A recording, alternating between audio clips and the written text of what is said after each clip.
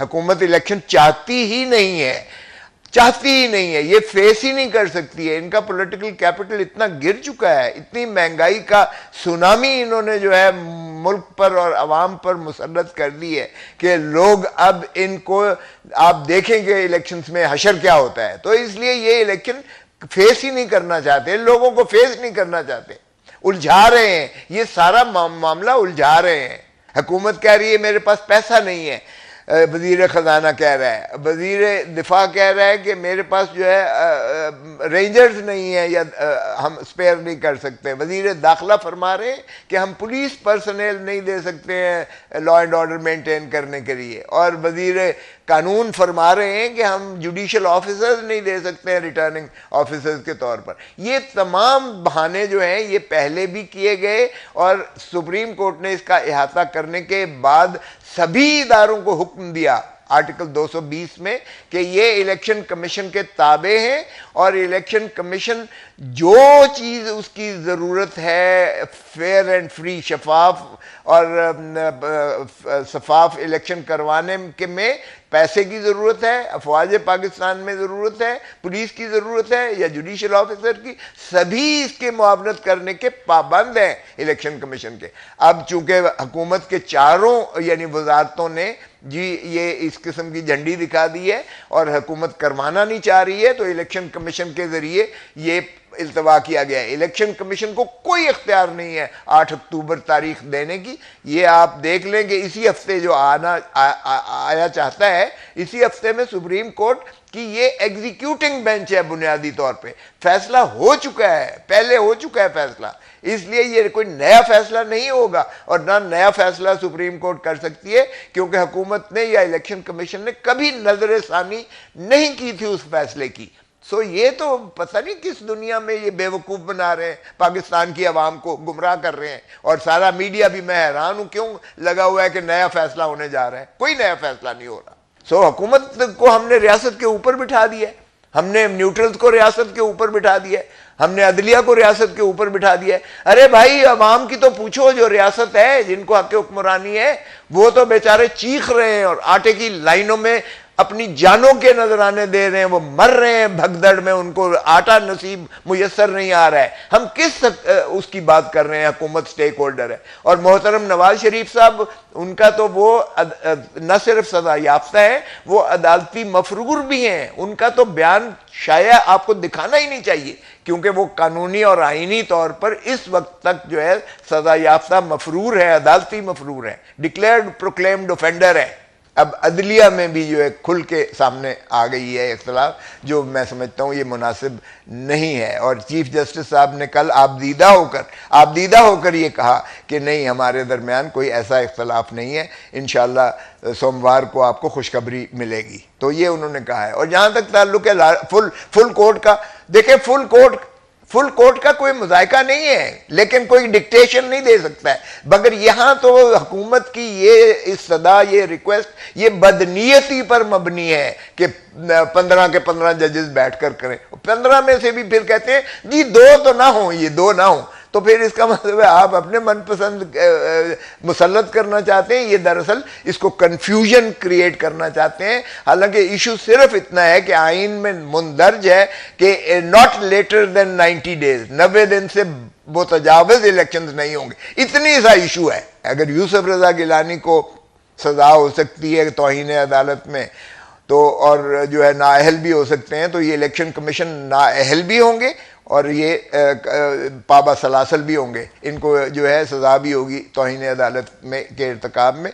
हाँ, अलबत्ता ये डालने की कोशिश करेंगे हुकूमत पर, तो फिर हुकूमत को भी बीच में लपेट के ले आएंगे, खाना जंगी करवा दें। वो तो पहले ही राना सनाउल्लाह कह रहा है, या इमरान खान होगा या हम होंगे। मुझे ज़ियाउल हक के वो लफ्ज़ याद आ गए जब लोग कहा करते थे एक कब्र है, या भुट्टो जाएगा या ज़ियाउल हक जाएगा, तो उसने भुट्टो को शहीद करके कब्र में उतार दिया।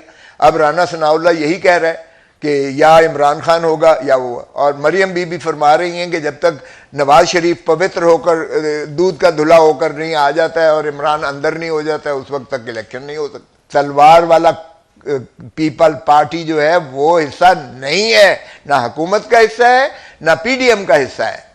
4 पीस का जरूर अलायंस एक है हुकूमत के साथ, लेकिन मुझे बताएं कि हमारी वजारतें जो हैं, वजारत खारजा है, वो तो आइसोलेशन से निकाल के भुट्टो ने ग्लोबलाइजेशन में किया। ये तो शहरी को देखें, शहरी रहमान, वो इन्वायरमेंटल में कितना अच्छा काम कर रहे हैं। हमारे वजीर जो हैं इस डिसीशन मेकिंग में, माफ़ कीजिएगा, ये शहबाज शरीफ और उसकी काबीना है, इसमें इसहाक डार वजीर ख़जाना है, इसमें वजीर दाखिला जो हैं ये राना सनाउल्लाह हैं, इसमें वजीर जो वो अपना दिफा हैं वो ख्वाजा आसिफ हैं। तो जो चारों मिनिस्ट्रीज जो रेजिस्टेंट हैं, वजीर ख़जाना इसहाक डार साहब हैं, वजीर दाखिला जो है वो राना सनाउल्लाह साहब हैं जो पुलिस फोर्स देने से इनकारी हैं, वजीर ख़जाना पैसे देने से इनकारी हैं, वजीर दिफा जो है रेंजर्स देने से इनकारी हैं, और वजीर कानून जो है आज़म नज़ीर तारड़ साहब वो रिटर्निंग ऑफिसर्स देने से जो है माजरत कुना है। तो ये चारों वजारतें जो हैं ये पीपल्स पार्टी नहीं है। देखें, हम वकला करेंगे, एतजाज आसन हो, मैं हूँ, आप देखें कि हमारा बड़ा क्लियर स्टांस है, और पीपल्स पार्टी के हम माशाअल्लाह, अल्लाह का शुक्र है कि हम बड़े छोटे मोटे वकील भी एक अपना मुकाम बाहर का लीगल फ्रेटर्निटी में रखते हैं। तो हमारा जो है वकला करेंगे आइन का तहफ़्फ़ुज़, अवामुन्नास करेगी आइन का तहफ़्फ़ुज़। हम चीफ जस्टिस ऑफ पाकिस्तान के बिल्कुल शाना बशाना उनके पीछे खड़े हुए हैं। अदालत में तकसीम नहीं होनी चाहिए। मैं पीपल्स पार्टी हूँ और पीपल्स पार्टी ही के हक में हूँ और पीपल्स पार्टी का ही रहूँगा, मुझे कोई ऐसा शौक नहीं है। लेकिन ये नहीं हो सकता कि आइन से मावरा कोई चीज़ हो और मैं उसकी जो है तायीद करूँ। अगर आइन से कोई मावरा है, मैं मुखासमत करता हूँ, मुखालफत करता हूँ, उसकी रेजिस्टेंस करता हूँ, वो किसी के अगर नज़रिए के करीब है, इसका मतलब ये नहीं है कि मेरा झुकाव उस तरफ है।